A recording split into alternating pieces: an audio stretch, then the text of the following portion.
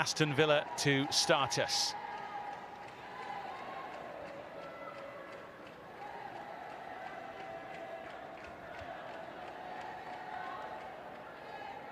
Final words of encouragement for the challenge ahead.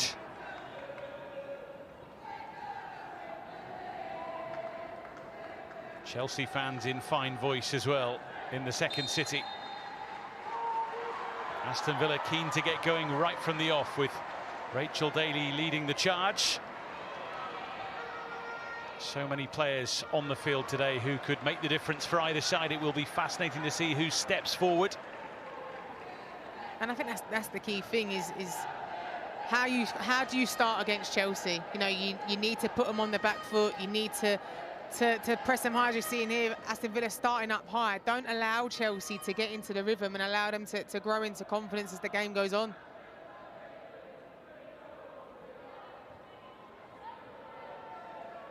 And Hampton starting it off. Millie Bright from the back as well. Our referee today is Stacey Pearson.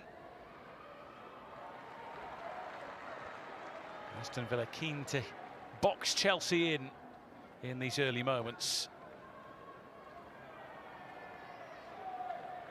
They had such a good end to the campaign, Aston Villa, last season. 5 wins in a row.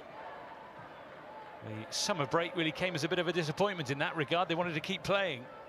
Yeah, and I think that's sometimes the frustrating part of it, is that when you are finishing on a good run towards the end of the season, you don't want that break because you want to carry on the momentum. But they'll take huge confidence in the way they finish the season and know that they can do it consistently towards the end, but they need to start it.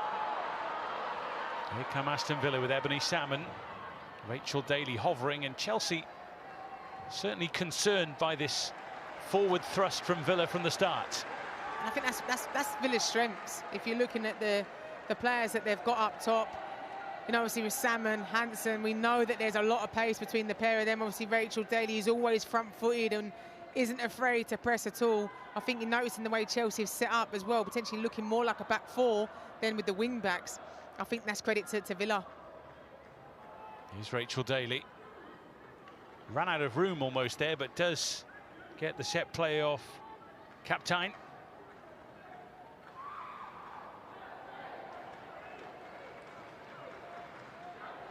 Buzzing around as ever in these early stages. And it goes off Wrighton.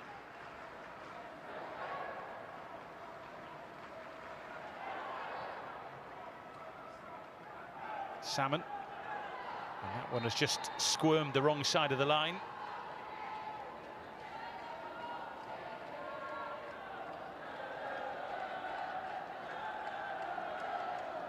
She's one of those players, Ebony Salmon, who can make a real difference on her day.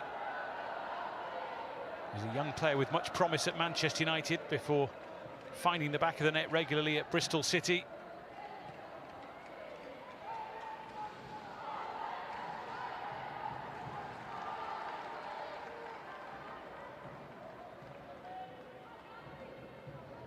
Talking of goals, Aggie Beever-Jones has scored in 74% of her WSL starts for Chelsea.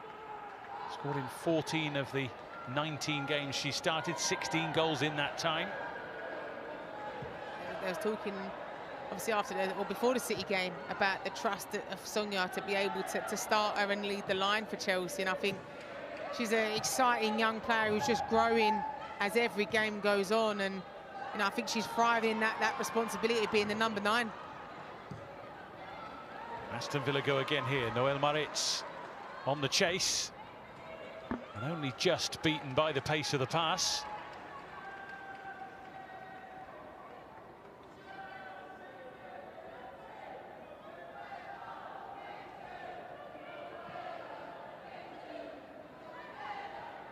Aggie Beever-Jones had it and lost it, but her side have it back again. Good solid challenge by Jill Byings.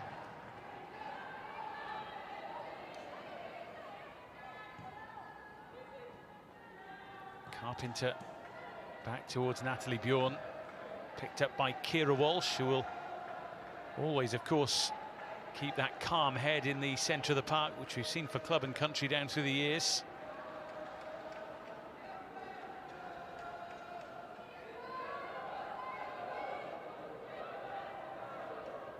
Hannah Hampton.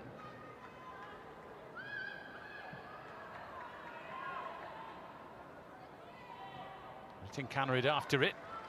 It's back at the feet of Ellie Roebuck.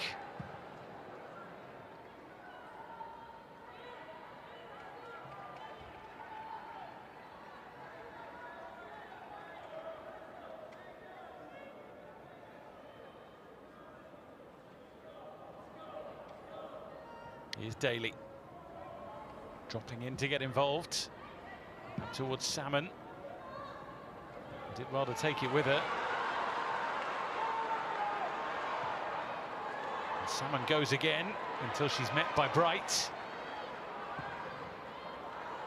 I think that's the issue, though, is if you do have Salmon being the one that drops deeper to get the ball, they don't necessarily have that outlet, because she's then trying to be that player to also spin and then get on the receiving end, really, of her own pass. So you really want in trying to get Rachel Daly be that person, and Salmon and Hansen to really pin back the defenders. In terms of pace, it's a frightening trio, isn't it? Which might put Chelsea on the back foot for spells in the game, but for now, here come Chelsea themselves. And Noel Maritz sees it away.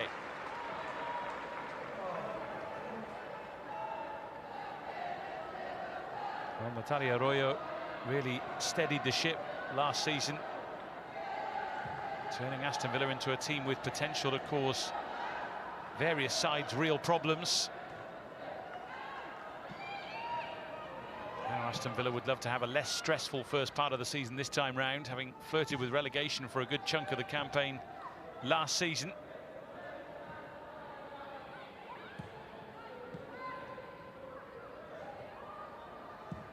Macario towards Carpenter, who was met by Maritz.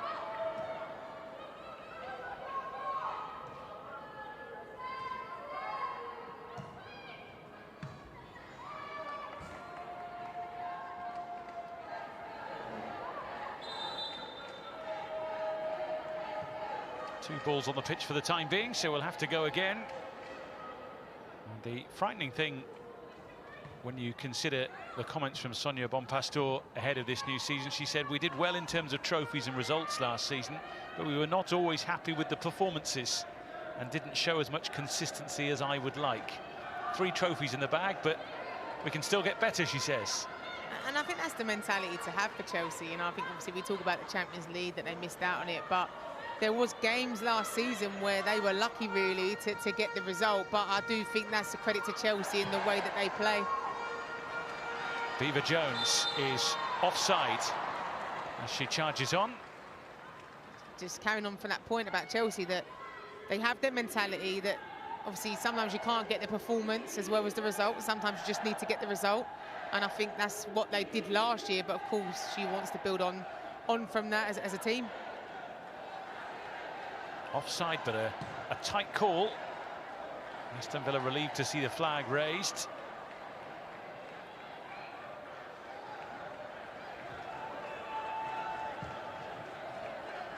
Walsh for Carpenter.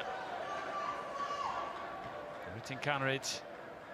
And again from Macario. Beaver Jones involved as well. Chelsea settling into the game after a very bright Villa start. And it's not going to be a corner. I think it's an offside given against Chelsea here. I think what Aston Villa need to make sure they're not just following the ball. You know, they're keeping their body shape open for players. You're looking at Tincanrid then. I know Chelsea have that versatility as such, where they just have that freedom to sort of interchange positions, but sometimes you can just get drawn so much to the ball that you're not picking up the runners, and that's when Chelsea, in my opinion, are most dangerous, when they have those third player runs. Here is Macario. He's enjoying the opportunity to roam a little. Maritz made sure it was her ball ahead of Carpenter, who, as you say, came straight into the Chelsea side in the opener against Manchester City, straight onto the assists chart as well.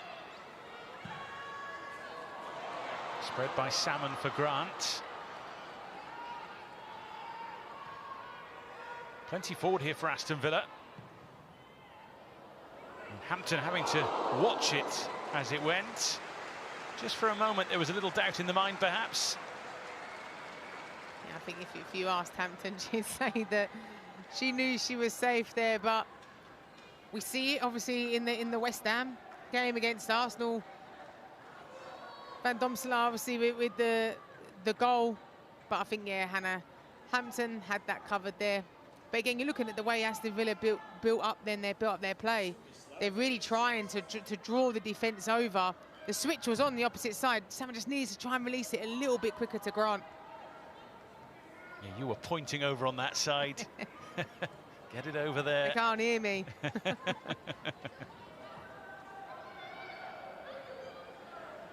Here's Roebuck. He's looking to try and spread it wide to the likes of Salmon and Grant.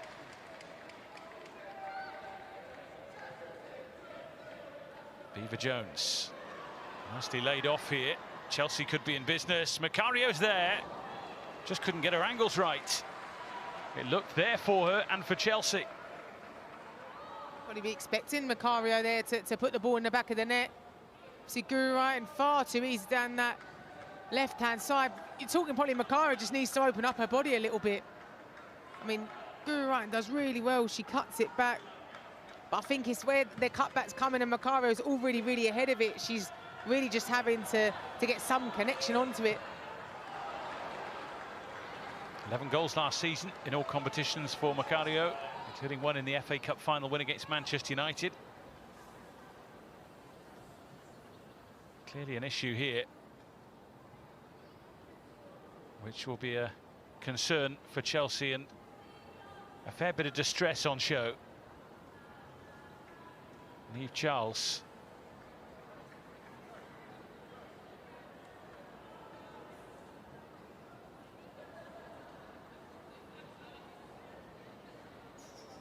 Well, you never want to be a doctor with a microphone in this kind of situation, but the minute she went down, you could see that she was in some real pain. I think if you're looking at, I think it's a right ankle potentially, just twists a little bit. But obviously she seems to be in a lot of discomfort there.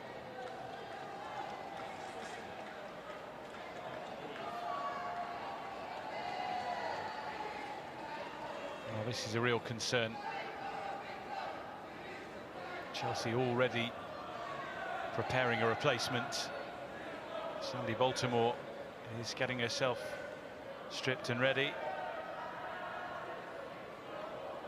Just the way she's rolled that right ankle, it's nasty to watch again, but obviously an awful lot worse to feel the pain itself.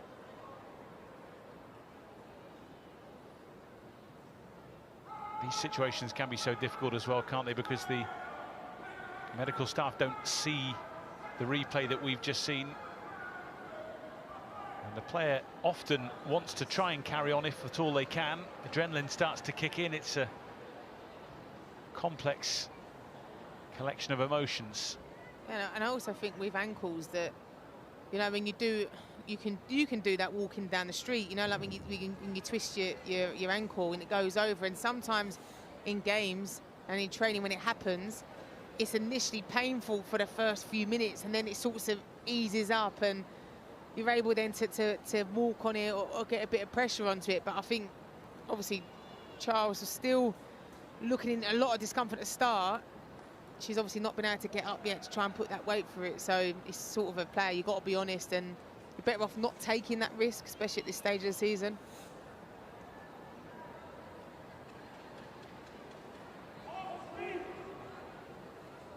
Well, Sandy Baltimore preparing herself for what seems to be an inevitable substitution.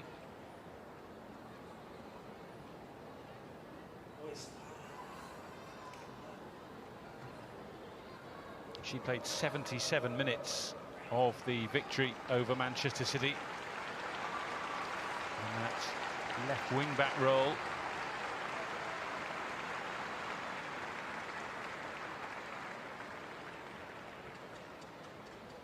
Never a nice sight, seeing somebody in pain in that way.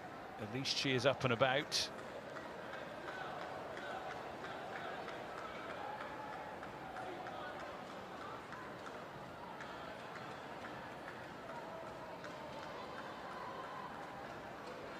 Showing that she's made of strong stuff, hopping on the bad leg. Braver than me. Says someone who's been through a fair bit of physical exertion in your time and bumps and bruises. I would have called it. I would have called it. I'd have been off.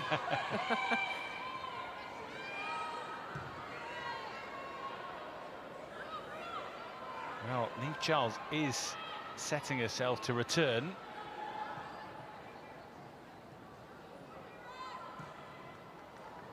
For the time being, Chelsea down to 10. This is Salmon. Maritz, the player in the middle of the penalty area, with Rachel Daly joining her now. They're trying to work their way in here with Salmon. That'll roll away. Niamh Charles is back on.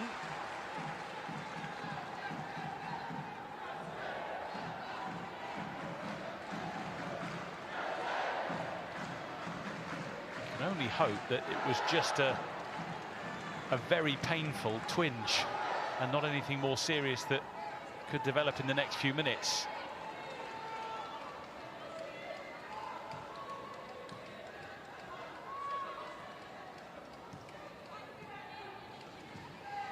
The human body can do wonderful things. Can also trick you into making potentially the wrong decision. Yeah, and I think that, especially with ankles, when they happen like that, initially it's a lot more painful, and then it starts to sort of settle down. But she'll know if she's 100% in a little bit, especially with the running and the pace that's running at her. As is the cutthroat nature of sport as well. Aston Villa will look to try and exploit a potential problem. Masibo Kearns here.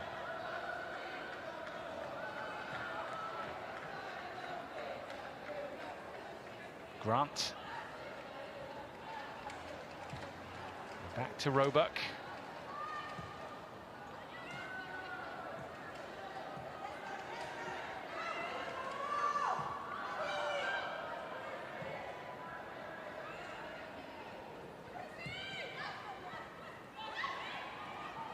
Hansen felt she had her shirt pulled. Indeed, the free kick is given.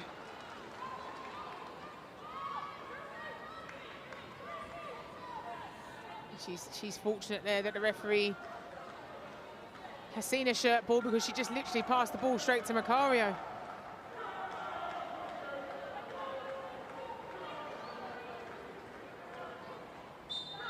Niamh Charles just gave a thumbs up to the Chelsea bench. So for now, she'll continue as Anna Patton takes the free kick up towards Salmon. Millie Bright with her.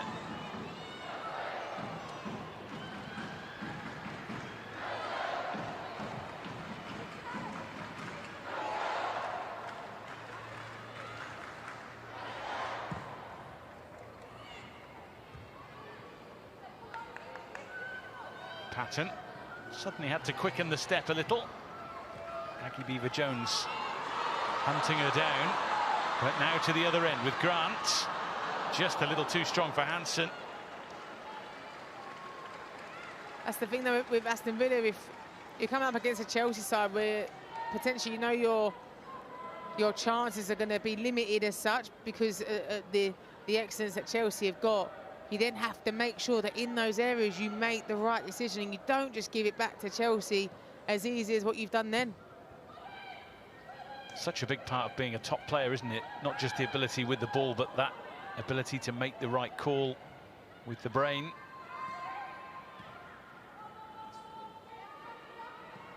Here's Bright, and again, or is it?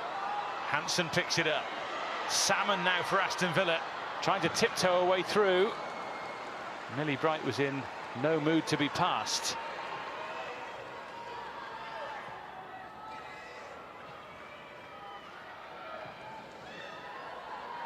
Grant moves it on. Byings into the box. Aston Villa sense this might be their moment here.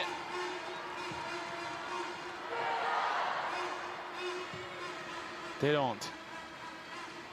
Hansen, who has the pace to catch it. Another great opportunity there for Aston Villa. I mean, it's sloppy from Chelsea, but again here I think Salmon, that this is the wrong call. She's trying to cut back inside, and then that shot there, for me, that's not the best option. And that's 2 chances now really Aston Villa had, but they haven't made the right call, right decision in the final third. Nicely played. Not for the first time. Encouraging moments for the home side. Salmon trying to help it on. Seeing plenty of the ball.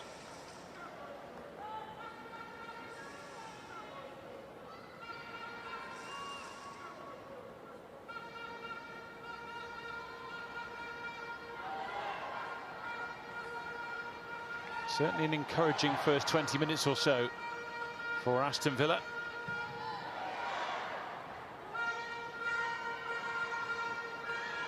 Beever-Jones cushioned nicely for Guru-Wrighton.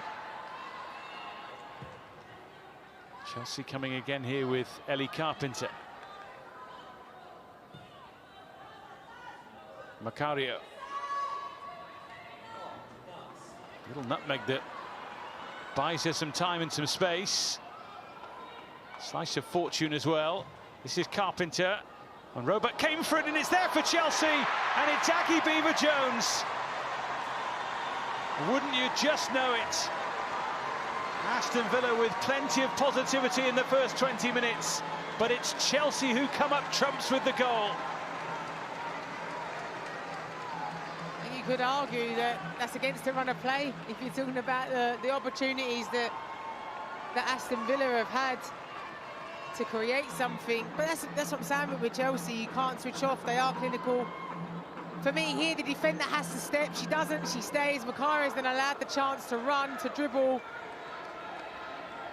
Carpenter, again, we know the threat that she provides, but the defending there is just poor. And I think this initial the step there, not to Macario, doesn't happen. Carpenter then, Aston Villa switch off, don't pick up the run. Carpenter, yes, it takes a deflection, but who is marking Aggie Beever-Jones? I think Anna Patton gets drawn to the header and leaves Beever-Jones free. Probably potentially one of the easiest goals that she might score this season. 2 in 2 for Aggie Beever-Jones at the start of this campaign for Chelsea. Chelsea number 33, Aggie Beever-Jones. And that will just settle the champions down after Aston Villa had threatened without hugely concerning Hannah Hampton, in truth. I think they made the wrong decisions going forward, but you can't sleep against the giants like Chelsea because it doesn't take them much to create. You know, it's not really been, I think that's probably the first time that we've really seen Carpenter get involved in this game. Macario getting stuck in once again, having been a big part of that Chelsea opener as well.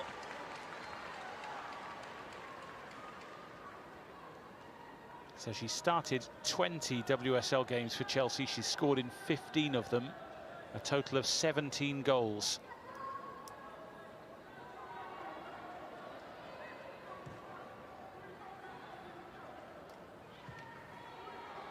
Chelsea in again here. And the pullback not allowed through.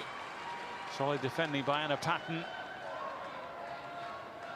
Chelsea getting quite a bit of joy as well in the wide areas, but a couple of times now down the left-hand side, just completely switching off to the third player run. Anna Patton doing really well to get that block in.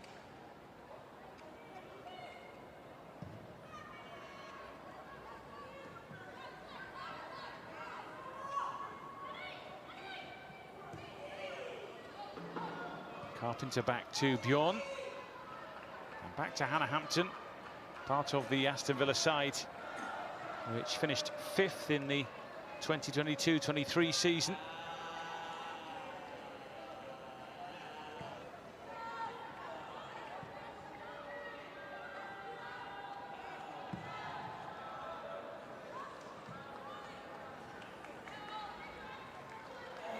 All just skipping away from Johanna Rytting-Kaneryd.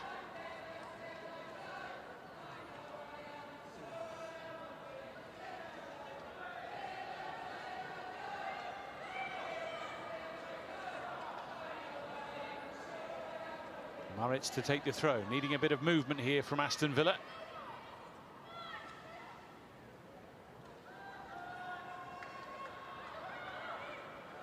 Nicely played by Byings. Daly just couldn't get enough elevation on it.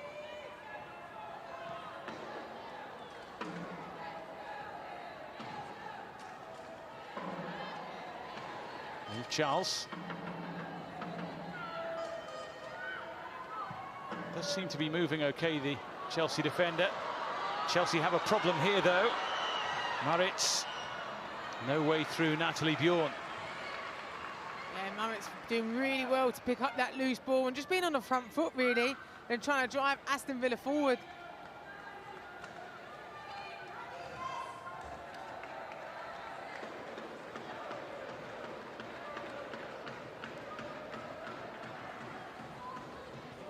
Carpenter to take the throw for Chelsea.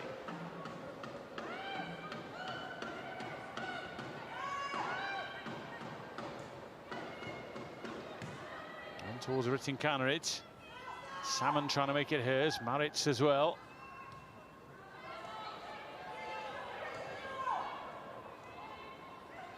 Salmon. Taken on by Hansen. On she goes, looking for Salmon, who tried to let it roll.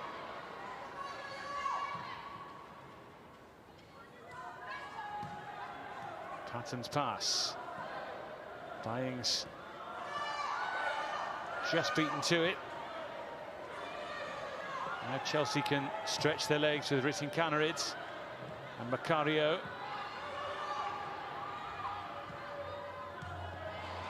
And Charles adding the forward thinking as well from the back. Remarkable really to think of how distraught she was when she was down on the ground, that she's back up and getting stuck in. I think that's a brilliant thing for Chelsea, obviously, especially we know how Eve Charles likes to try and get forward on the left-hand side as well. But I think as a player, you want her to be on the pitch, you want her to be fit. It's a shame that Aston Villa haven't really been able to make the most of that, though. Interesting to note the action areas there with very little going on in the Aston Villa box, but ultimately Chelsea won't mind about that. The scoreline very much in their favour.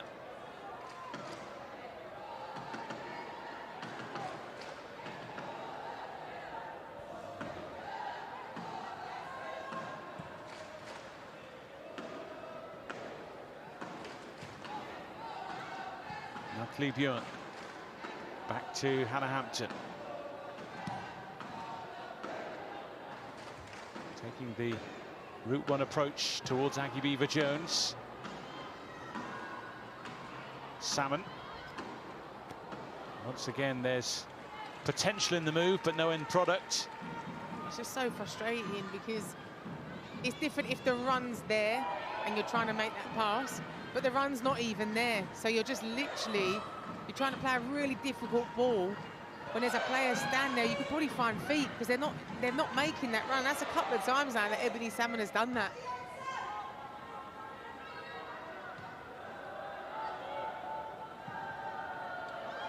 Charles giving it away into space.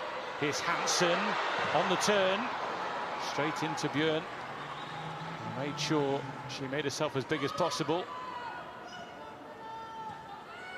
Aston Villa have to make the most of these moments given to them by Chelsea.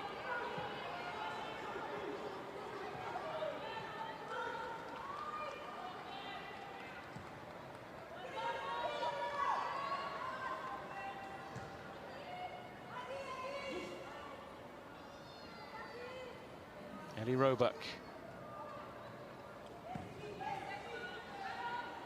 So far just the one shot on target. And that of course was the goal scored by Aggie Beever-Jones. Not a game littered with golden opportunities as yet.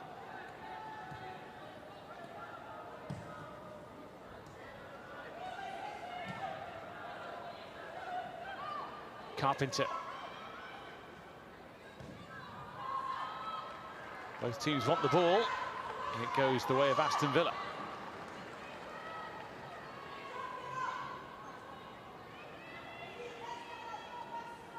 Let's have a look at the moment that separates the sides as it stands on the half hour.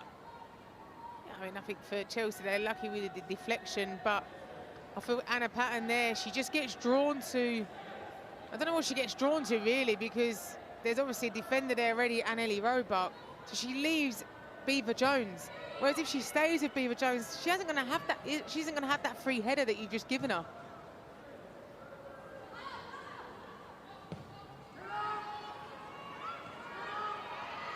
Maggie Beaver Jones, 13 goals last season in all competitions. It equaled her career best total for goals, which was from the previous campaign. Nominated for the PFA WSL Young Player of the Year, which was won by Maria Caldente.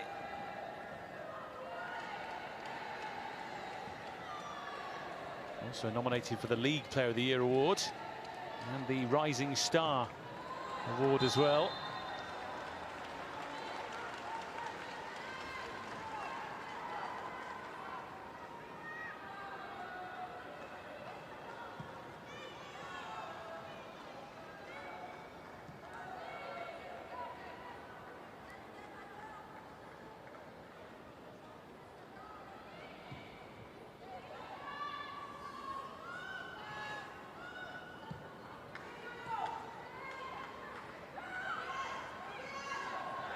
Delont for Roebuck.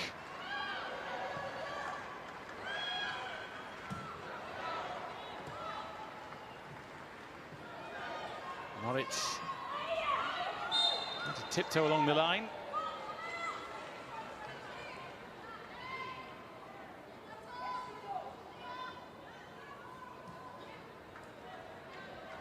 I think this is what Maritz does really well. She's really trying to drive the team forward. She has that aggression as well, the physical side of it and the experience to be able to do that. She had success against Chelsea in her time at Arsenal, winning the 2023 League Cup, beating Chelsea 3-1 in the final at Selhurst Park.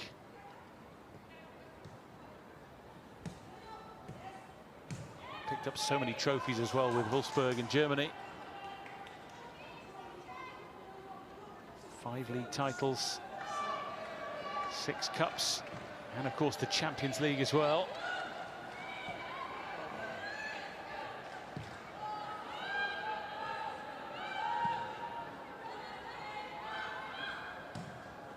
Away by Bjorn, up towards Beaver Jones.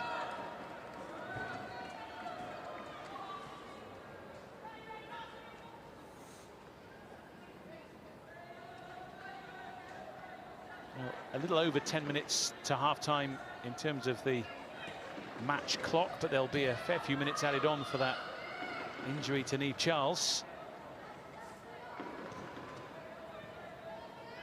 So roughly between 15 and 20 minutes left of this half.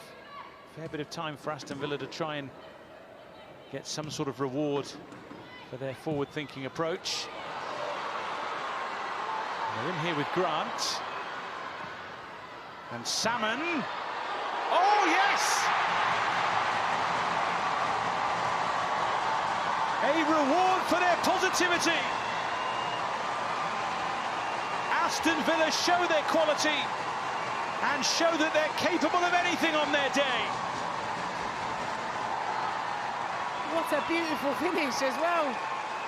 It was really good build-up play from Aston Villa. It was patient. It's a great switch from Salmon to the right-hand side of Grant. She gets her head up as well. She's looking. She doesn't just put it into anywhere. And she's just placed that beautifully that Salmon is able to hit that first time. What we see here from Grant, she's looking up, she sets out nicely. Salmon in her stride, continues her run, hits it first time, just bends and loops over the top of Hampton. It's a beautiful finish from Salmon. And Aston Villa's first goal of the season is an absolute peach.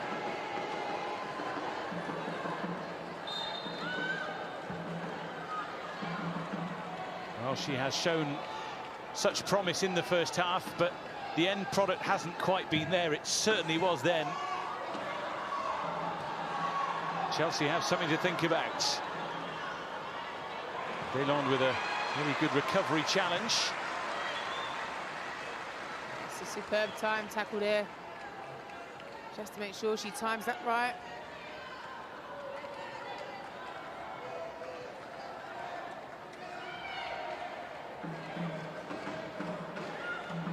Jones here with a couple waiting for the cross.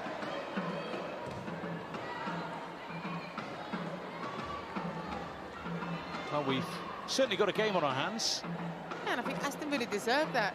No, but what I don't want to see now from Aston Villa is that now you've got that goal that you sit back and then you drop off and you allow Chelsea to get back into the game. You know, I think they've had really good possession. They just haven't made the right choice in the final third. That one they have, and they've been rewarded for it. Here they go again. Pace from Hansen and from Grant. Backed up by Salmon. Here she goes again. The challenge perhaps was ill-advised, but was well executed by Natalie Björn. Again, another break from Aston Villa coming down in the wide areas. I think it's another challenge that needs to be timed correctly, otherwise it could have been a penalty. A penalty and a bit of paperwork as well if you get that one wrong.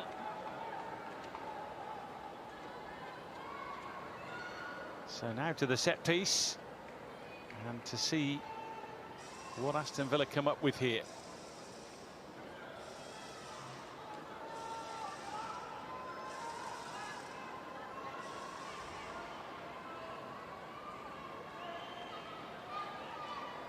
The potential to go short, the potential to go very long here as well. And in the end, it's a dreadful corner. Yeah, it's a disappointing one. You'd be expecting a decent ball into the box from the corners. It's just looking there with Grant.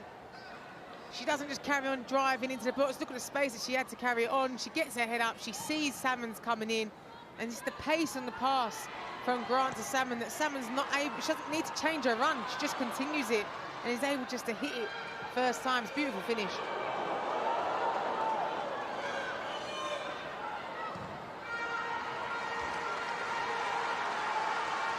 Well, there's a real sense of intrigue in this game, which we hoped there would be. Aston Villa with potential to cause real problems for the established top four, if you like, in the WSL this season. Delon having to be careful to find Roebuck, who returns the favour.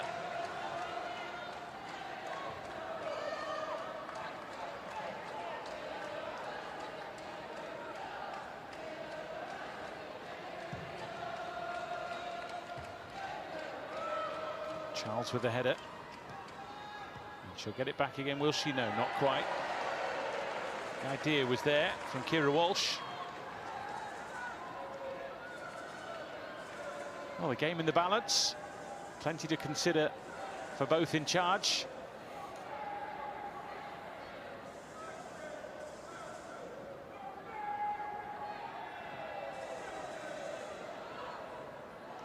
Incidentally, Aston Villa playing here today at Villa Park. They've moved all their home games here last season. They'll continue that model this time around, trying to encourage more younger fans to the games with various ways of entertaining supporters on a match day. Chelsea will play 4 WSL games at Stamford Bridge. They've already had the opener against City, of course, and their fixture against WSL debutants London City Lionesses and headline games against Arsenal and Manchester United will take place in the club's main stadium.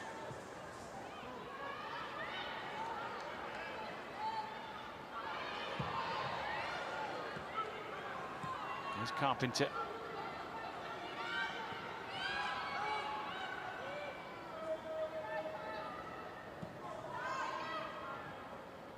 Hampton for captain. Oh, that's loose from Carpenter. Emily Salmon could be in here, but she presented the ball to Hannah Hampton, who was swiftly right at her I think Carpenter must be really thankful then to Hampton. I think with Maritz, the way she's pressing Carpenter, and they're all closer, but here, sloppy. I think Salmon's just really trying to get hard to get back onto her right foot. But Hampton does really well. She stays up high and she makes it difficult for Salmon. You'd imagine there'll be such contrasting thoughts from both coaches at half-time as Sonia Bonpastor is almost taken out. It'd be interesting to see the look then that Bonpastor give after that challenge.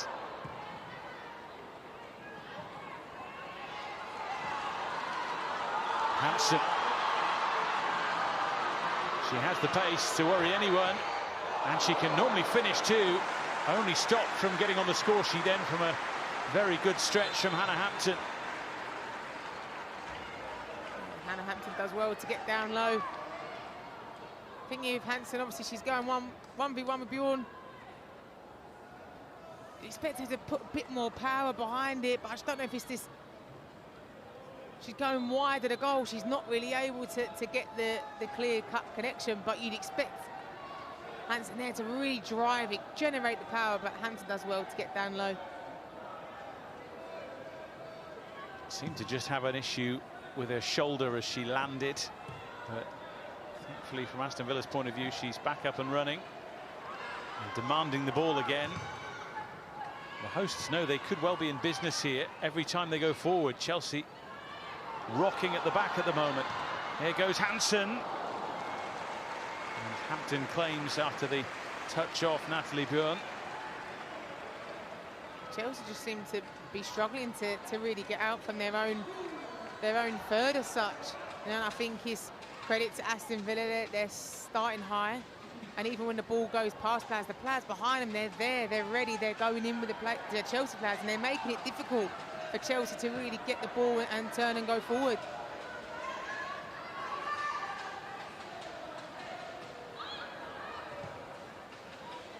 Macaria.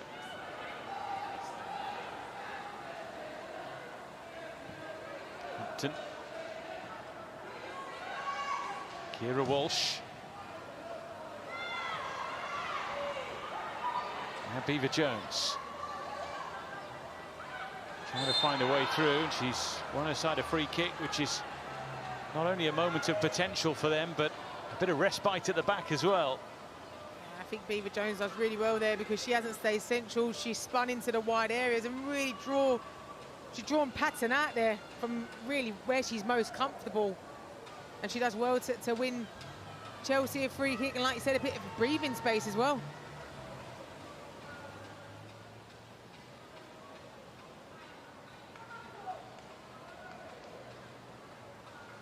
Gura Wrighton weighing up her options here.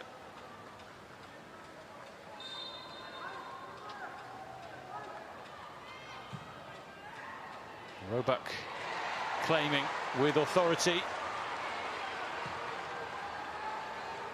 Looking to set Grant away once again. Missy Kearns as well. Salmon once again through the middle.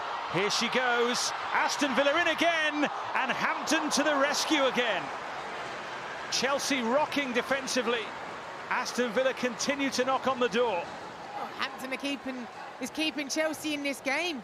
No, it's a great break from Aston Villa. I did think at first with Roebuck's kick, I did think, is it a little bit of a percentage ball as such, but Chelsea just not winning the first and second balls, and then you can see there Salmon and what she wants to do. Grant gets the ball, Salmon wants to stretch in behind and use her pace, and Hampton's been a big player for Chelsea so far this first half. Here's Beaver Jones. Wellied clear by Patton. While anyone of a Villa persuasion will be delighted in some ways with this first half, the fear is that the chances have been there and not been converted, and might be a different Chelsea in the second half. Yeah, and it's probably what Aston Villa don't want is the half-time to come, especially the way they have been in this first half. They've grown more into it, especially as the half's gone on too. Oh, it's edge-of-your-seat stuff again from Chelsea at the back. Hansen so close to being in once more. I think you just say in this situation is that, like, you know what Aston Villa want to do. So do you know what? Let's squeeze them up. Let's go long and let's get Aston Villa turned and facing their own goal. Because as soon as they start dropping off because you're getting in behind, then you can start playing your football again. But you just got to sort of read the game and how it's playing and don't play into Aston Villa's hands. But see there, Grant, you see that Salmon running behind. I mean, you've probably got Guru right in a position that you don't really want her in defensively. You want her sort of away from your goal. But Hampton here, big player. She's a big player in these sort of games. I think she loves it. She thrives off being the player to keep Chelsea in it. A minimum of 4 added minutes. And we're into those now. Beaver-Jones looking to escape from Patton.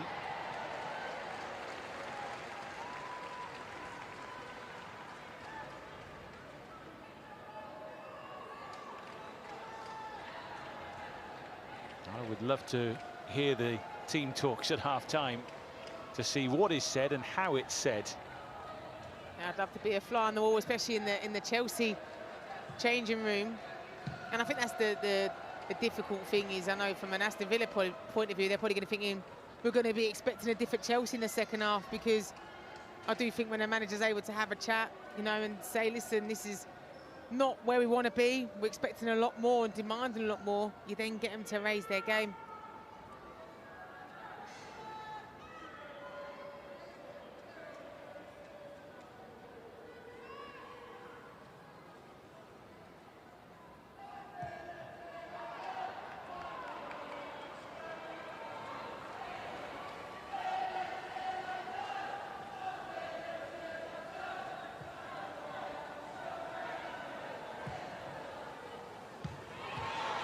Moritz towards and straight at Hansen.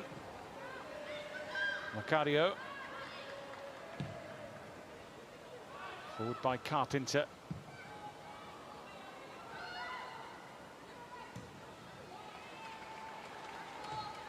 Up and away towards Hansen.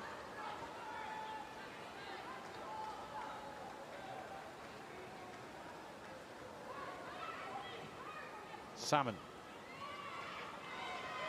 Showed the ball to Kira Walsh and then whipped it away.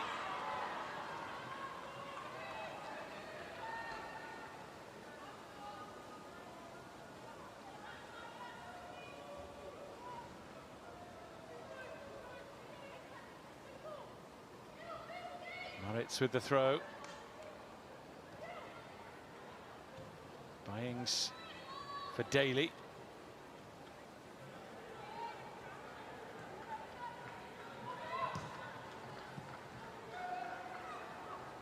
A little loose.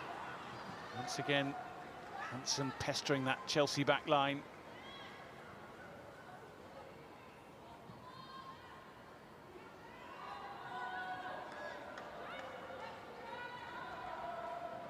Hampton just trying to calm things down initially.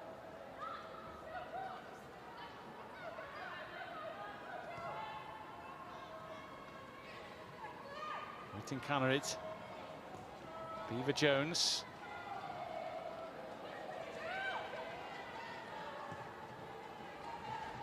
Back to Daly, who's dropped all the way back pretty much.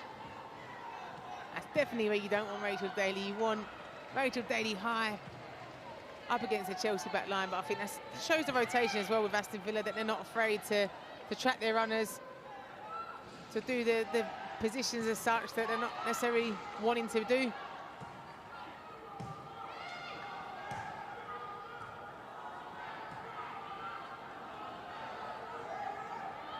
Villa throw. Indeed, there isn't time for that. The half-time whistle goes, and that has been a first half, really, that in many ways has belonged to Aston Villa. It says much about their performance and the inconsistencies at times of Chelsea at the back, that the hosts will be frustrated not to be in front. Aggie Beaver-Jones with the opener against a run of play. Ebony Salmon with a beauty of a leveller. It's all there for the second half in this one for either side. Aston Villa 1, Chelsea 1.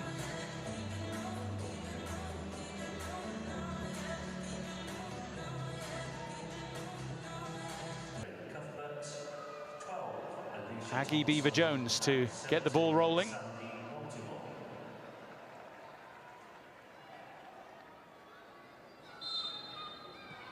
So, honours even at the break.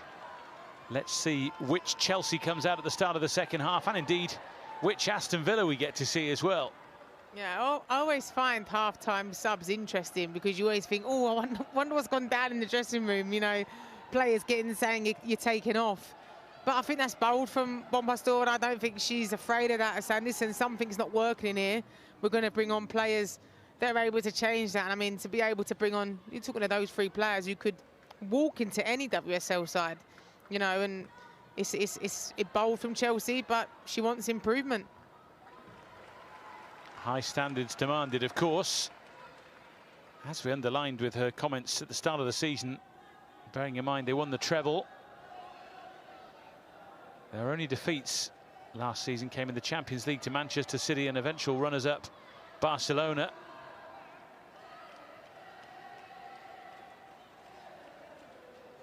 Aston Villa, though, had they taken more of their opportunities, could be well clear in this game. As it is, it's 1-1. No surprise, the confirmation of Sandy Baltimore coming on for Niamh Charles, who took that heavy hit, heavy turn of the ankle in the first half. And you always wonder if the half-time break sees an injury like that seize up and a problem really present itself.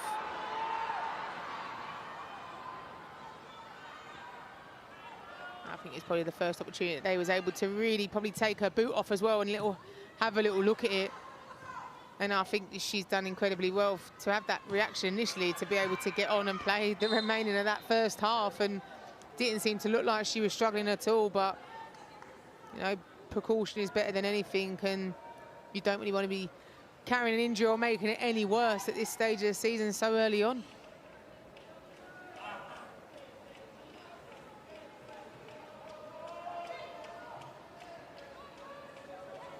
Aston Villa free kick.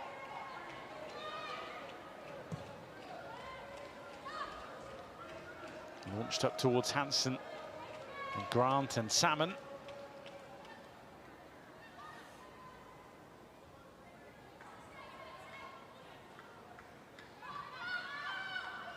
Salmon again, who was a constant threat in the first half.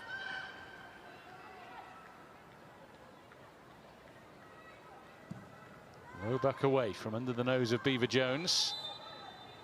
And offside against Salmon.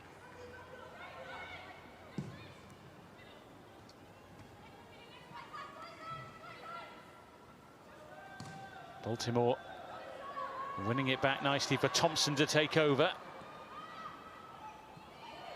Macario and Cuthbert and Baltimore. It's a loaded penalty area. Aston Villa, though, with an all-important touch. Bjorn hits it. And Roebuck was right behind it.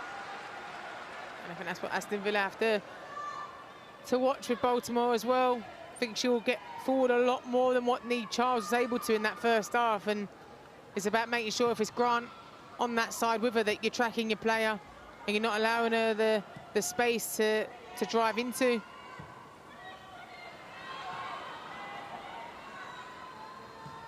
Grant.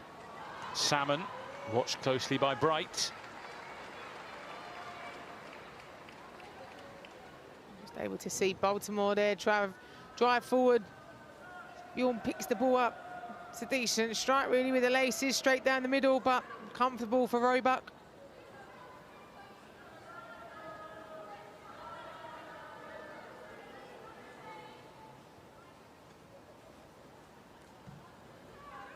Lindvilms with the throw. Daly, the focal point so often for Aston Villa.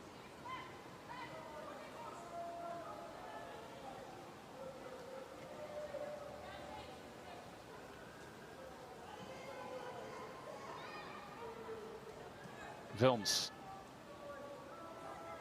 And Salmon. Grant was taken out by Thompson. I think that's Thompson's introduction as well to the WSL. Obviously with Salmon, she's got, it's actually Grant, she's got nice and tight to her, but you know, pulling her the shirt there. Don't really need to do that, especially with the area that Grant's in. Not going to trouble you, but now you've given Aston Villa a free opportunity to get the ball into the box. It will be Lindholm's to hoist it into the Chelsea area.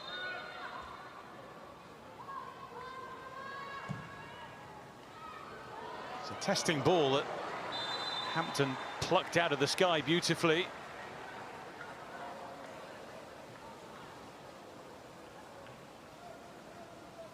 Straight away there was a little concern as the bodies went flying. Rachel Daly it was who ended up in a heap.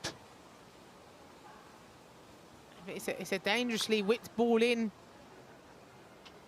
Gets Hannah Hampton moving her feet, and I think it's Beaver Jones with Daly trying to mark her, and I think she just ends up colliding with the post there.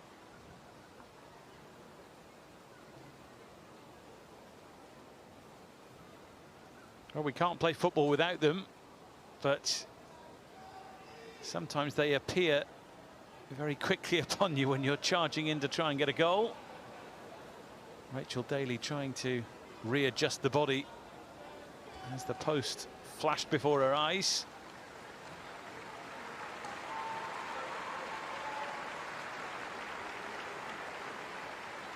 Clearly thought she was shoved into the post. And I think she's arguing, feels that Beaver Jones pushed her into the post. Pretty sure Beaver Jones wouldn't have meant no harm by that. I think it's just players just marking each other, you know, and unfortunately the post being there. Aston Villa's top goal scorer and player of the year in each of her 3 seasons at the club. Such a pivotal figure.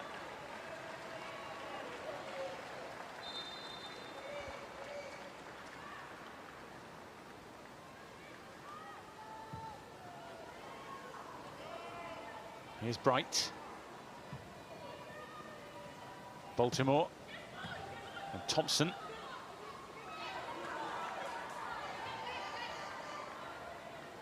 Films wanted the throw, has to scurry back into position.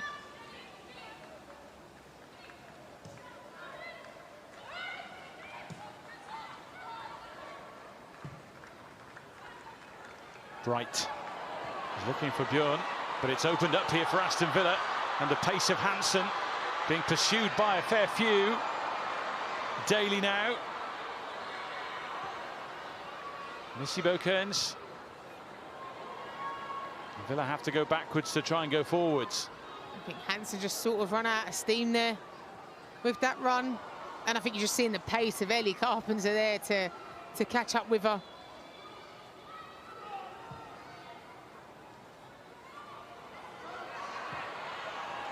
Now Thompson. Just didn't get enough on it really to Cuthbert, who did really well to rescue the situation. Aggie Beaver-Jones. Thompson flying in to try and meet the crossing, which was blocked by Patton. And I think you're seeing again there with Chelsea how dangerous they can be when they do break. But Aston Villa doing really well to get numbers behind the ball and make it difficult even when them crosses are coming in. There's a lot of defenders there putting their bodies on the line.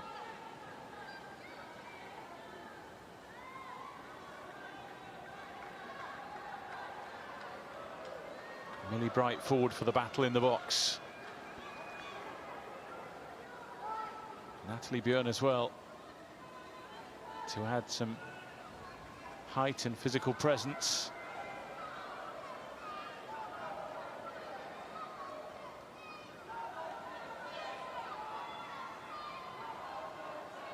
In from Macario. Roebuck had to grow amidst the crowd. Oh, it's through and in! Chelsea have their lead back. Kira Walsh through the crowd to put smiles back on Chelsea faces. They've not had it all their own way today, but they lead again. I think you're just seeing the reactions there of the Aston Villa players. Just really disappointed that Walsh is able to get that in. I mean, it takes a deflection, I think, off Missy Kearns as well. I actually think it's going wide before the deflection off of Missy Bokerns. She takes it inwards. See, not on purpose whatsoever, but sometimes just have that luck as well when you are having the strike. Yeah, I'm not sure that when all is said and done she'll get that goal. Chelsea will be mightily relieved to be in front after the 55 minutes or so they've had here. Yeah, I think really relieved, because it's been disappointing when you're looking at Chelsea, the way they've played today, but that's also credit to Aston Villa, the way that they've set up. And if they'd have been potentially a bit more clinical in the first half, they would still be in the lead. The goal scorer for Chelsea, number 30, Kira Walsh. Well, the goal scorer's name announced as Kira Walsh, but I think it'll eventually go down as a Missy Bokerns' own goal. Not that she'll want it, and it'll frustrate Aston Villa to be behind.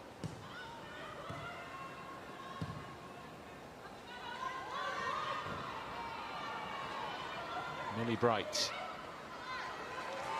getting the job done.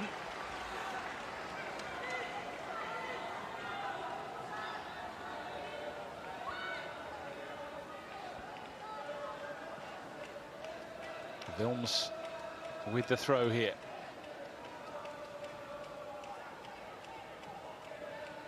Salmon. Daly trying to win it back too.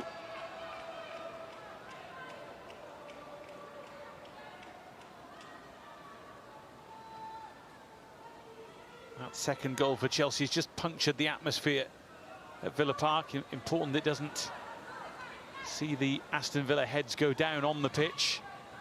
Yeah, I think naturally it's going to deflate a team, especially with how Aston Villa have started this second half as well. You know, they've carried on really from the first half, so for them to then now be a goal behind, it's disappointing for them, but it's now about Aston Villa's reaction to that. Cuthbert. And now Thompson. Charging forward here for Chelsea. 3 to look for in the middle. And only finds the gloves of Roba.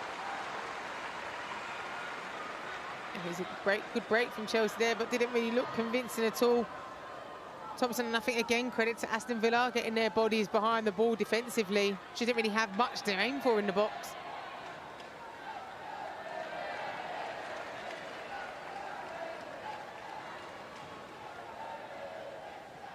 Well, we've seen some Chelsea changes coming at half-time. Wonder what we might see from Aston Villa in that regard. In the not-too-distant future, perhaps. The hour marks often when managers, head coaches look around and check the shoulder, see who they've got ready at their disposal.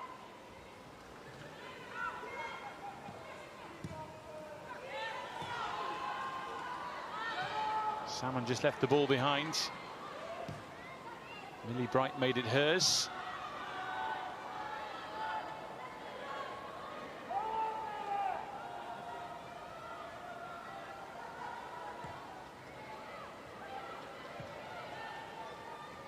Carpenter.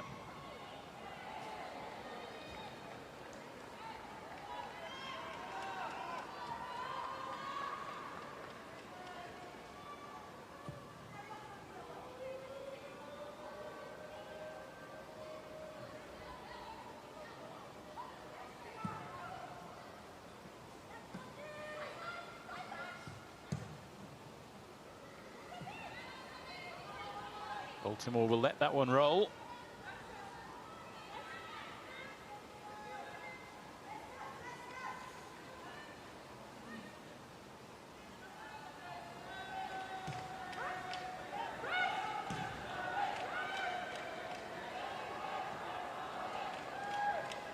Hampton.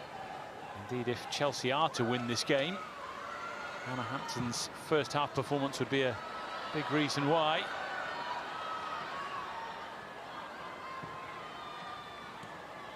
Ball is short towards Thompson. This is Grant. It's becoming a little ragged in the middle of the park here. I also think for Aston Villa too, I think they've put so much in that first half. You're just seeing a little bit of tired legs now out there. And they've not been able to really get hold of the ball and connect the passes that they were doing in the first half. I think that's obviously credit to Chelsea, but also Aston Villa, I think, just tiring a little bit for the effort they're putting into that first half, especially.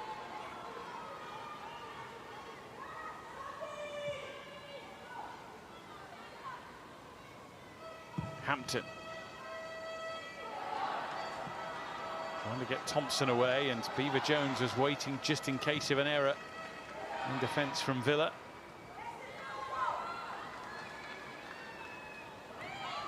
Thompson for Macario. Trying to fire it towards Johanna Rytting-Kaneryd. Encourages Carpenter forward. He just ran out of space, but wins a corner. I mean, I think lucky for her as well with the corner, because I thought that might have been a bit of a wasted chance for Chelsea there.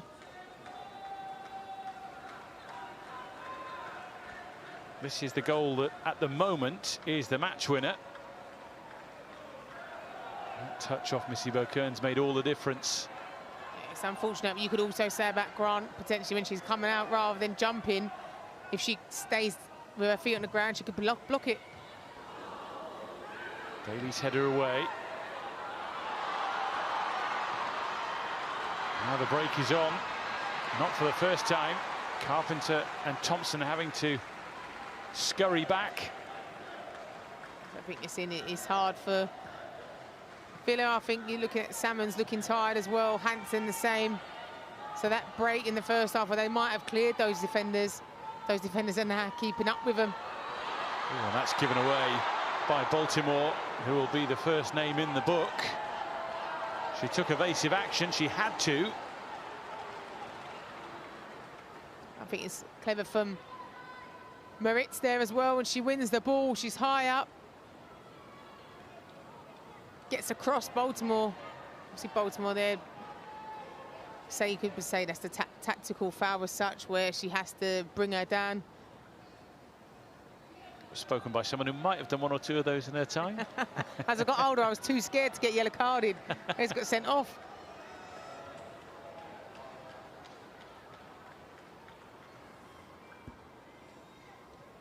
Well, a presentable aerial chance here, potentially for Aston Villa. First things first, it's about the delivery from Lynn Wilms.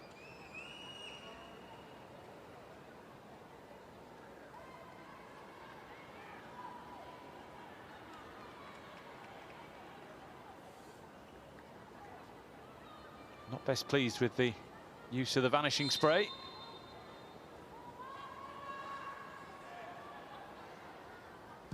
Wilms hits it. And some inside the ground felt it was close. Hannah Hampton seemingly was confident with it. Yeah, you're always a bit unsure really with the angles, how far away. I mean, Hannah Hampton didn't even seem to change her stride, did she? She almost looked insulted by it.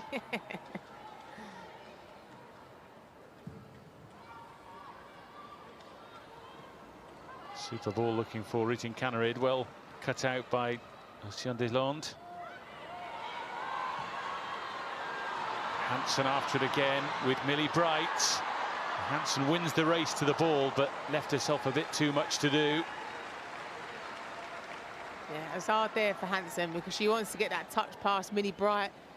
Where realistically, pace for pace, she could probably beat Millie Bright, but she's too much of a heavier touch there, and obviously it runs out of play. So difficult when you're that kind of player with that explosive turn of pace to keep enough in the tank for the latter stages of the game. Aston Villa have Hansen, Salmon and Grant, who are all similar in that sense. All perhaps tiring a little now. Grant. Into the mix it goes towards Moritz. Up and away by Bright. Another Chelsea sigh of relief. Yeah, a huge sigh of relief. It looked really dangerous ball from Grant as well. Unsure really where it's going to go and who's going to connect. In towards Daly. Nice little layup as well towards Hansen, who just stuck out a leg, and it's a Chelsea ball. Yeah, it was really good build-up play from Aston Villa there. I think even when the first ball comes in, and I don't win the first ball or the second ball, it's a great one there. Carpenter's in a really good position to pick up the second. So we're just able to see there Hansen, a little late kick on Cuthbert. Well, we talked about the need perhaps for Aston Villa to change things a little. Missy Kearns is going to be replaced as they look to try and change things up a little bit. Lucy Kendall's on.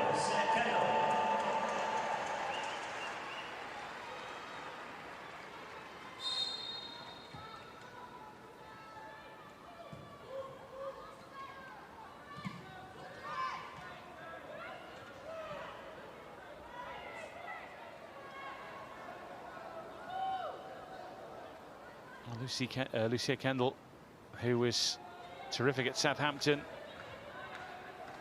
and signed for Aston Villa during the course of the summer. She also played cricket for Hampshire in her previous days. What can she bring to the table now for the last 25 minutes or so?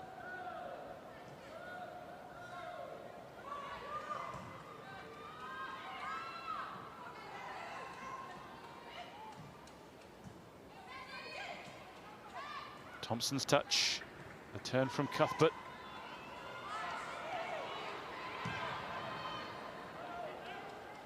Away by Bright. Ritz wins the throw.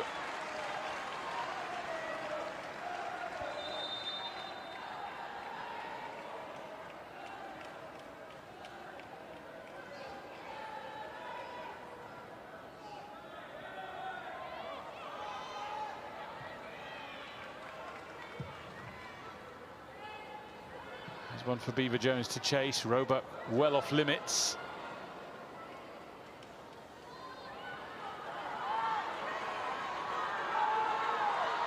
Maritz. Salmon.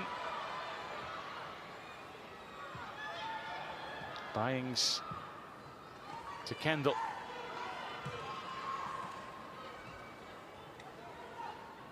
Hansen. Kendall once again.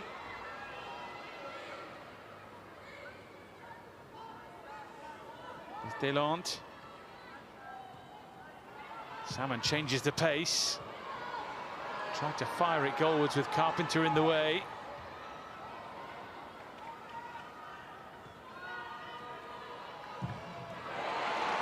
Solid challenge by Deland.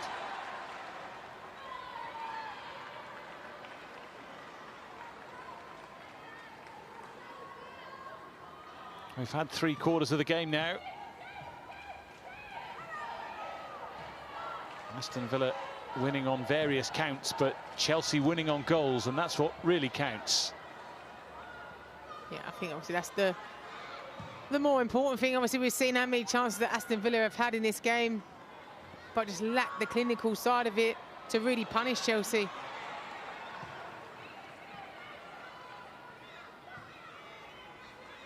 Baltimore.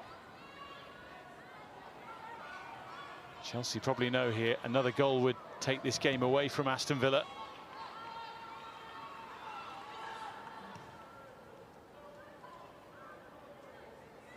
Thompson makes the run.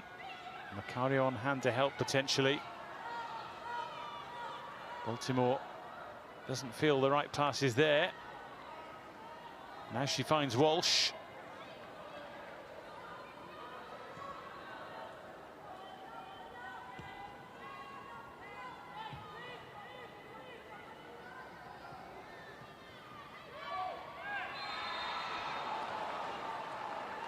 It's a free kick for Chelsea. Seeing a little bit of frustration as well there. Anna Patton getting really tight, but you've just got to stand up. You know, you don't need to. I mean, it's easier for me to say this now, sitting here rather than when I was playing, because I'd be doing exactly the same. But you're tight to Beaver Jones. You're forcing her back to her own goal. You don't need to be fouling and giving an opportunity to Chelsea to put the ball in the box.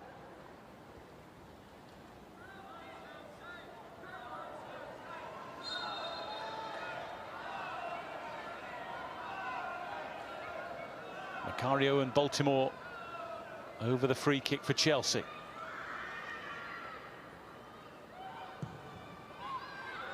Plenty in the mix. Daly it is who gets the touch.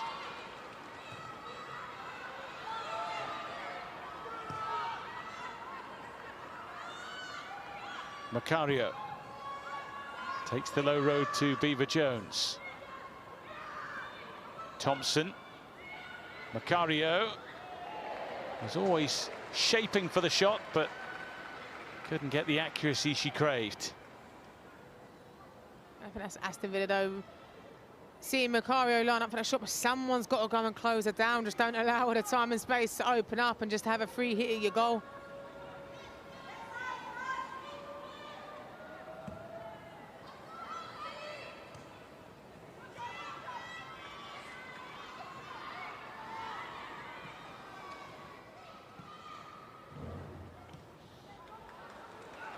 Ritting-Canarit. The burst from Carpenter. She can't quite beat Roebuck to the ball.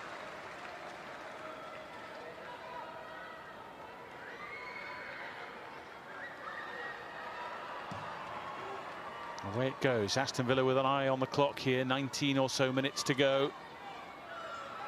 Just feel that Chelsea are starting to impose themselves now. Well, they've got to be careful here, Aston Villa.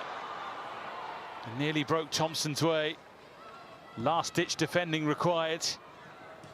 Might be a final 18 minutes or so that are played with that jeopardy in mind. Aston Villa having to push on. It's hard because you know you've got to push on to really try and get the equaliser, but it's going to open you up more to a Chelsea attack because you're obviously gambling, so it's about getting that balance. And even if your forward players are going, you as a defensive line are still being switched on to your responsibilities.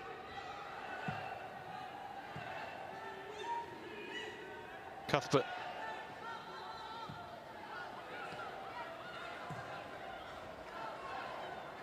Back to Bright.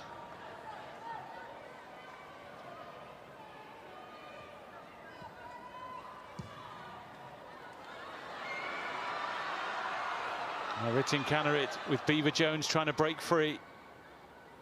Macario is in the middle as well. Just missed the opportunity to get the ball across. The ball rescued by Carpenter.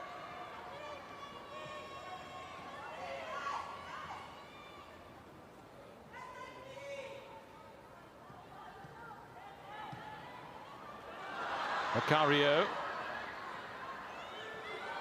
The ball just wasn't quite the right weight. Snappy challenge there, though, by Daly. And a free kick in a position of promise for Chelsea. Also, just seeing there, obviously, Macario and Walsh were linking up, and Macario's overhit her past the Walsh, but Walsh is so busy moaning at Macario about it that she didn't really clock on to the... She could actually got the ball. Well, this is a substitution of note. One of the most potent attacking forces in world football in recent times is ready to be unleashed again. 20 months on the sidelines, but she is back. The WSL had better watch out. Sam Kerr returns. Yeah, I think that's really important for the league in general, but also for Chelsea to see Sam Kerr back on the pitch. You know, and I think the longer it went on, people are probably putting a bit more pressure to say how long till Sam's back, because obviously it has been an extensive injury. But for Chelsea fans out there, they must be so happy to be seeing her back.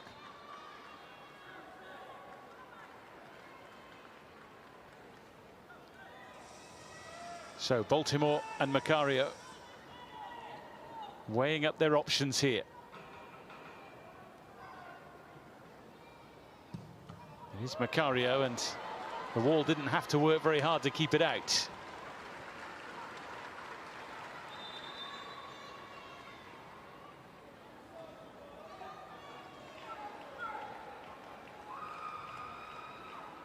And from the Chelsea change to an Aston Villa alteration, it's the end of the day for Ebony Salmon, who scored a cracker of a goal. Might on another day have had a few more, as indeed Aston Villa might. Please welcome number 18, Georgia Mullins. Georgia Mullins is on, having risen up through the Aston Villa ranks.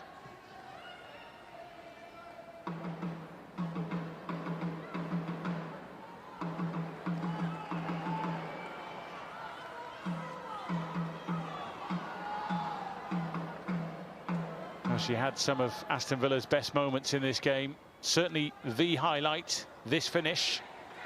Yeah, it was a beautiful finish. No, I think it all comes, though, in the pass from Grant.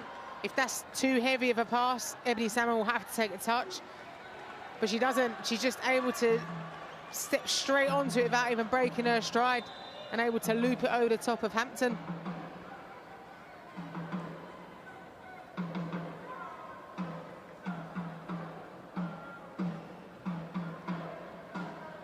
Here's Macario. Thompson's ball over. Beaver-Jones underneath it. And it was Cuthbert who arrived late. A swing and a slice. Yeah, it was a really good run round the back from Erin Cuthbert. Thompson with the ball in. She just peels off Kendall for a first-time strike there. Really good run from Cuthbert.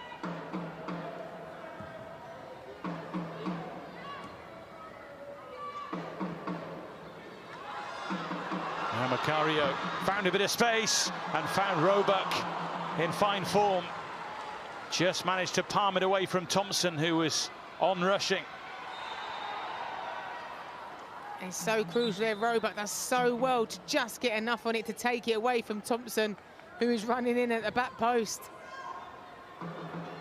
See, there's a bit of Balsam curve, a beautiful layoff to Macario, but just does enough to to push it away, to get enough on it, because you've got Thompson coming in at the back post there. Unfortunate for Chelsea.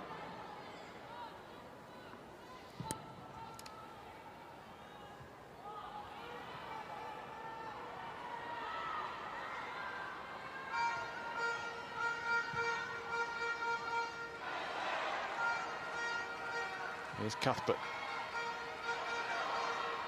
Back to Bright. 12 minutes to play here.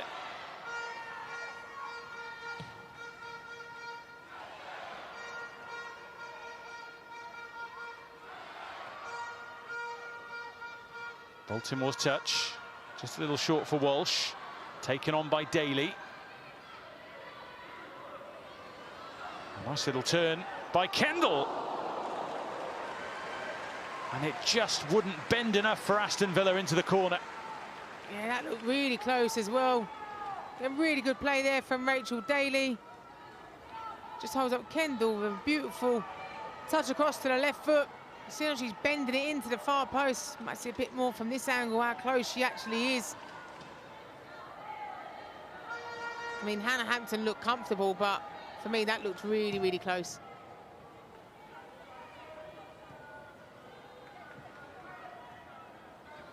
Thompson towards Kerr. He couldn't quite kill it enough for Cuthbert. Aston Villa go again here with Grant if she can get there, and she can. They're loading the box now, they almost have to. Hansen not getting the contact she wanted, and that's a Chelsea goal kick. Still promising from Aston Villa, you know, that they've not just settled really, that they're still pushing for the equaliser.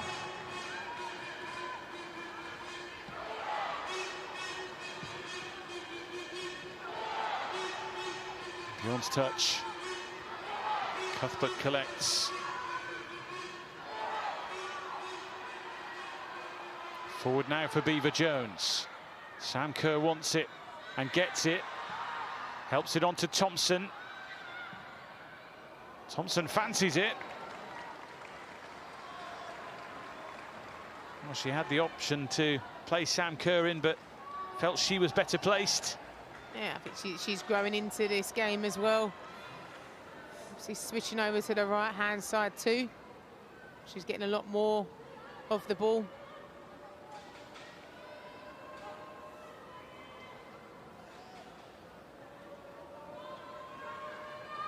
Ten minutes away from a second victory from two. Sonia Bonpastor both by the scoreline of 2-1 as it stands.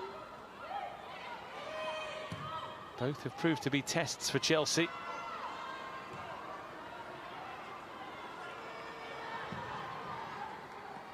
Hampton away. Aston Villa go again. Grant beaten to it by Baltimore. Always the threat of the counter here as Beaver Jones has a right old pull at Lynn Wilms. Yeah, she gives it a tug there. Probably doesn't need to again. Obviously seen Wilms doing really well with the battle, but for me, Aggie Beaver Jones don't need to do that. They're both really close to the ball. See what happens rather than making that ball and then making the decision for the referee.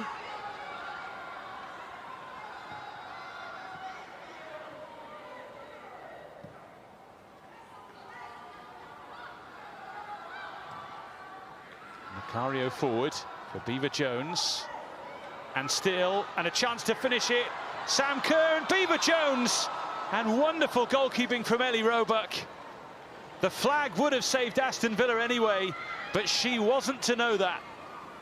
It's great goalkeeping from Roebuck, but why is Sam Kerr making that pass back to Aggie Beaver Jones? For me there, the ball comes into Sam Kerr. If she opens up, she's got the strike. And, you know, for me, that could be the signs of a striker that's confidence is coming back. Because for me, if that's Sam Kerr pre-injury, she ain't passing that to Beaver Jones. She's having the strike, but she's got to build that confidence back up. But maybe not really knowing what was around her either in regards to defenders. It's just something that you not really see from Sam Kerr. She does really well pulling away from Patton. But here, Sam Kerr, look at the space. She's able to take it on her right foot and open up. For me, Sam Kerr finishes that. Yeah, the best part of 2 years out of the game can change your mindset a little bit. Maybe they're just having a little conversation about that now. I think Sam Kerr will kick herself when she watches that back post-game. She'll be thinking that Sam Kerr pre-injury would have 100% took that on herself. And hopefully, it's just, it only takes a couple of games, if that, for her to get that back.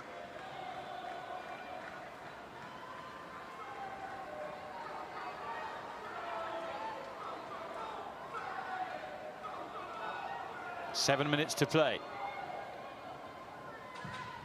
In from Baltimore. Bright was after it. Headed away by best mate Daly. And up and over off Grant. Aston Villa really slow to get out to the second balls. Walsh now twice. Similar position from where she scores the goal. She gets a strike. Another deflection from an Aston Villa player sends it over, but you'd expecting Aston Villa to read the danger early on from the goal and get out to that second ball a lot quicker.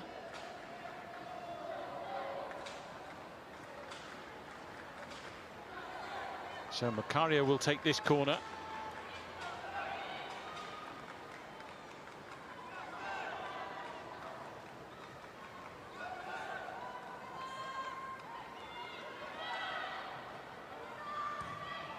And from Macario, met by a crowd scene. Out off the combination of Daly and Hansen.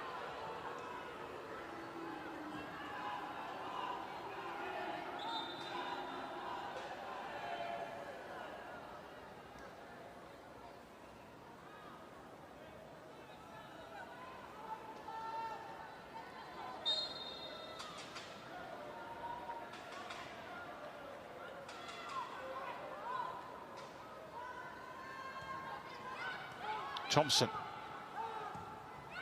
Beaver Jones for Walsh, who takes aim again. Once again, she's there. to try her luck from distance. And then Aston Villa too slow to step out to Walsh. You're right, asking other players who are a bit further away to actually get the pressure on rather than stepping as a team.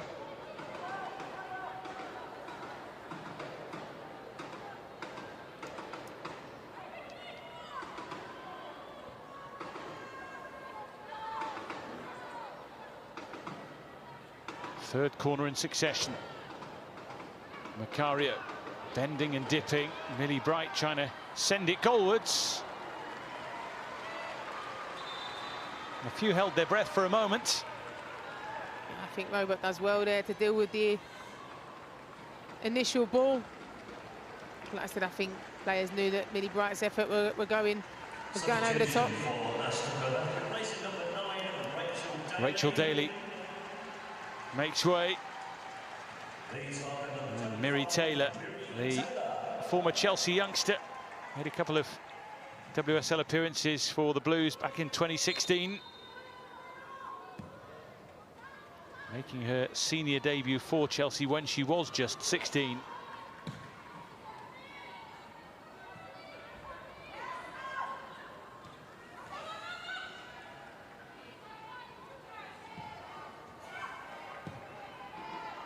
Forward for Sam Kerr. Two to look for in the middle. It's towards Beaver-Jones and Thompson. Picked up by Cuthbert! And the crossbar takes a battering from Chelsea's number 8. It is an absolute rocket. I would love to know if there's any connection from Ellie Roebuck as well, because she celebrates that as if she's absolutely buzzing. Good positioning originally. I don't know if you see Ellie Roebuck's reaction there, as if she does manage to get a touch, but Villa don't really clear their lines. I think it's the slightest of touch from Roebuck to push it onto the crossbar, and that's why her reaction's that way. That has to go down as a stunning stop, doesn't it, from Ellie Roebuck?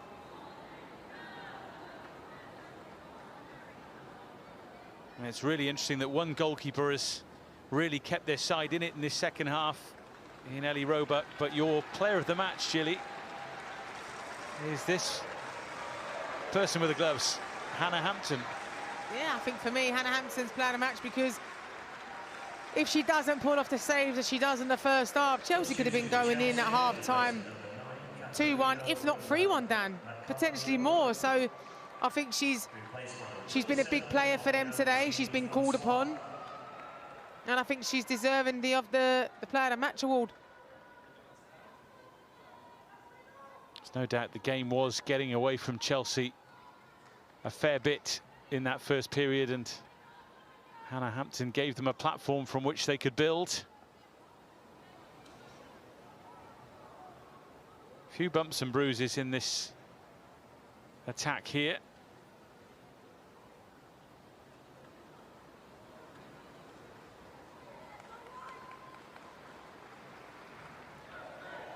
Fine stop from Ellie Roebuck at the end of it all.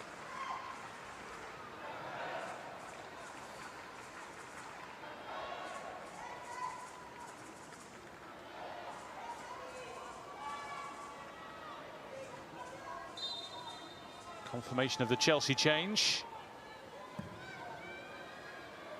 as we hurtle towards added time.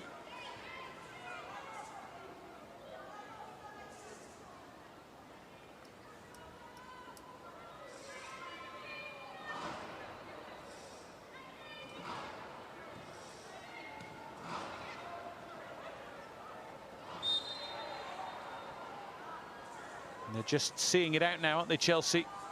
Not allowing Aston Villa to escape up the other end. Yeah, I think they're just locking it up.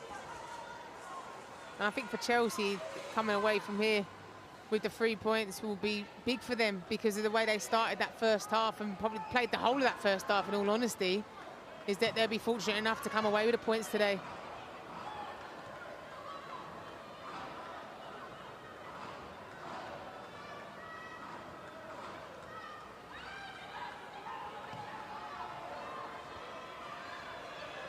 Bright.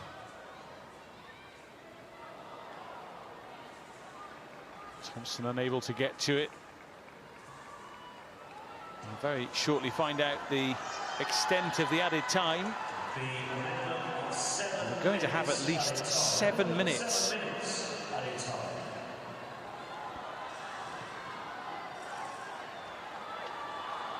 Suddenly there might be a spring in the Aston Villa step. Grant. Bright sees the ball away. Byings thought about hitting it, it wouldn't quite sit for her. It's one of those ones where you're either a team that's like, yes, 7 minutes, we've still got a chance, or you're a team that's like, 7 minutes, we've still got to play. And I think for Aston Villa, they're probably the ones who are thinking, yes, 7 minutes, we've still got a chance to get an equaliser. And here they go searching for it. And they'll go again from the corner. Won by Jill Byings.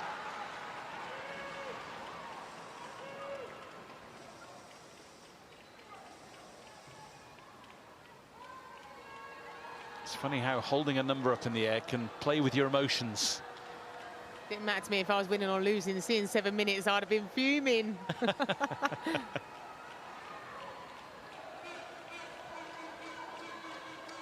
What can Aston Villa come up with here from the corner?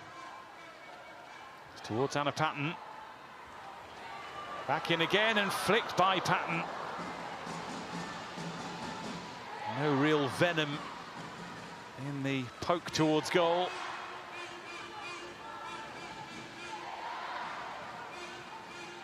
Here's Cuthbert.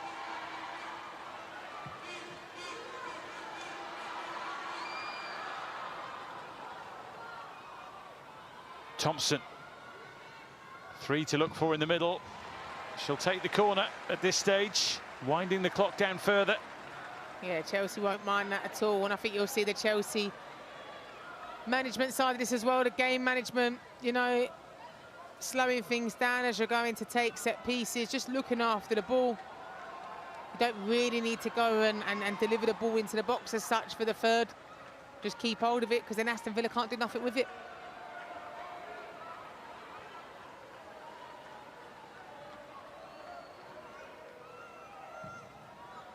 In towards Bright. Oh, Wilms with a terrific header to keep Chelsea at bay. Sam Kerr!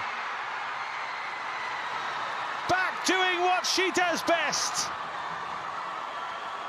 Picking up the pieces for Chelsea.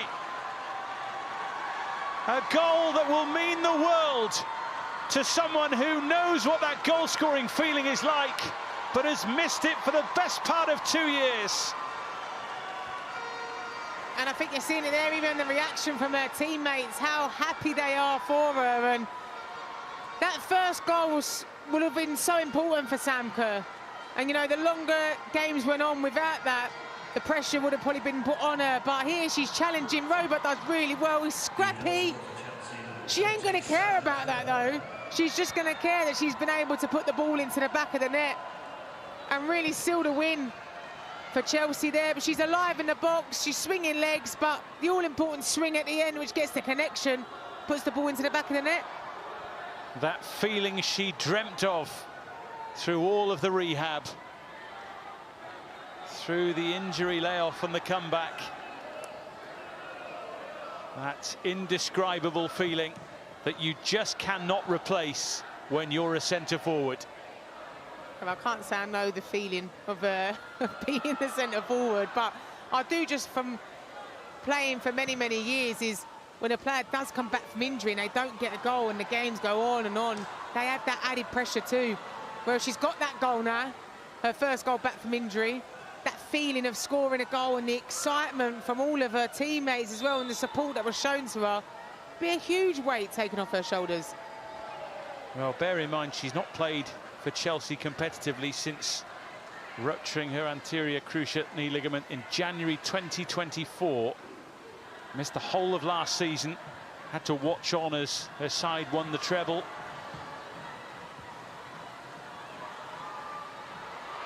And here come Aston Villa. They might not be done yet. Kirsty Hansen trying right to the end to find a way into the back of Chelsea's net. Yeah, really good opportunity there from Hansen. Again, we're Not too sure how far away that was, but something a little bit different as well from Aston Villa, because they haven't really been having a lot of opportunities from long distance. Just confirmation there that Millie Bright picked up a yellow card for throwing the ball away, delaying the restart.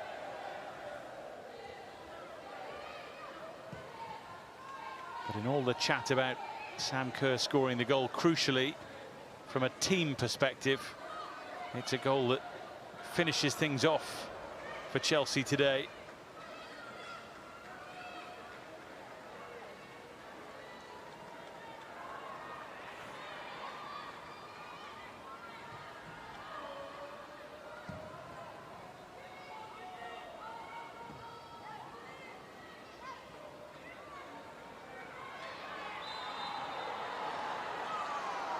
Chelsea free kick as the clock continues to tick.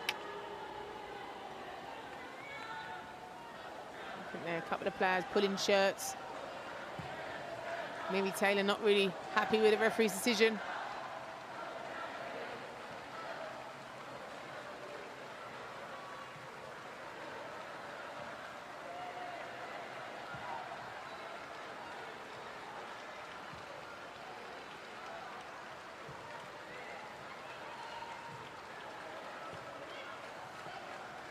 Beaver Jones.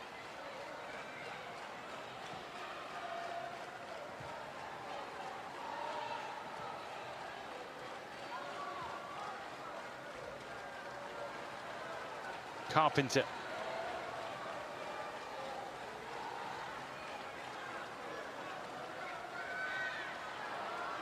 Nicely done by Thompson. Another Chelsea corner which will see out the time.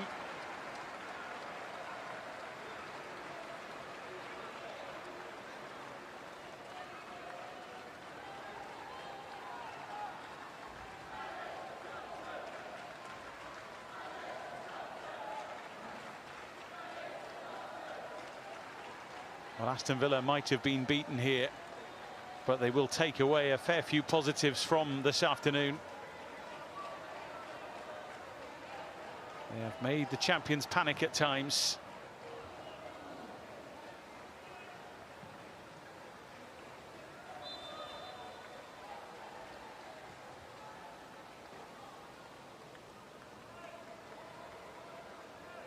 She will make some headlines, no doubt about that. She often does. Kira Walsh once again had so much room, closed down this time by Grant, and that's that. The scoreline may look comfortable, but the game was anything but at times. Chelsea survive a serious scare to make it 2 wins from 2, frustrating Aston Villa, who showed such potential, particularly in the first half. Hannah Hampton's goalkeeping display in the first 45 minutes was key to victory, as was Sam Kerr's goal-scoring cameo off the bench on her return from 20 months on the sidelines. A very happy day for her, and in the end for her side too. Aston Villa 1, Chelsea 3.